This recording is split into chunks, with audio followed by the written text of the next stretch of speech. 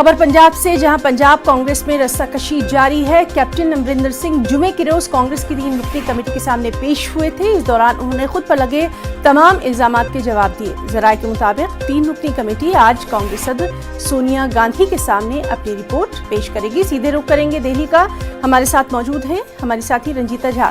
रंजीता, जिस तरह से लगातार हम देख रहे हैं कि पंजाब कांग्रेस में जो अंदरूनी टकराव है वो लगातार सामने आ रहा है, क्या कुछ अभी तस्वीर निकलकर सामने आई है?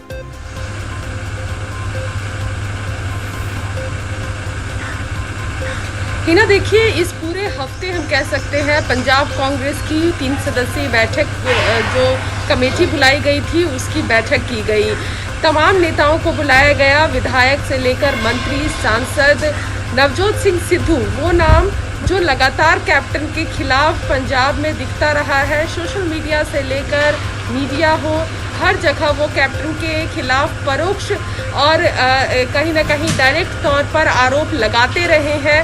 उनको भी कमेटी के सामने पेश किया गया और तमाम जानकारियां जो रही, जिस भी चीज़ को लेकर विधायकों की शिकायतें थी वो उन्होंने कमेटी के सामने रखी।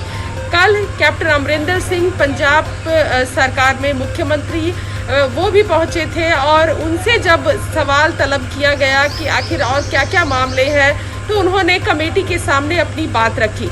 इसके साथ ही राहुल गांधी जो है उनकी जो कहीं ना कहीं नज़र रही इस पूरे मामले पर, उन्होंने एक एक कर विधायकों से बातचीत की। कल भी उन्होंने वर्चुअल जो है वो कैप्टन अमरिंदर सिंह से मुलाकात की और बताया ये जा रहा है कि आज जो कमेटी है 3 सदस्यीय कमेटी, जिसमें पंजाब कांग्रेस के general secretary incharge Harish Rawat, Delhi के वरिष्ठ नेता जेपी अग्रवाल और राज्यसभा में विपक्ष के नेता मल्लिकार्जुन खड़गे, इन तीनों जो नेता है जिनकी ये कमेटी बनाई गई है, वो आज कांग्रेस आलाकमान सोनिया गांधी को इस पूरे बैठक के बाद क्या उन्हें लग रहा है आने वाले समय में 6 महीने में चुनाव है और किस तरह की रणनीति कांग्रेस की रहेगी और किस तरह अंदरूनी कलह को खत्म कर एक साथ कांग्रेस दिखेगी आगामी विधानसभा चुनाव में।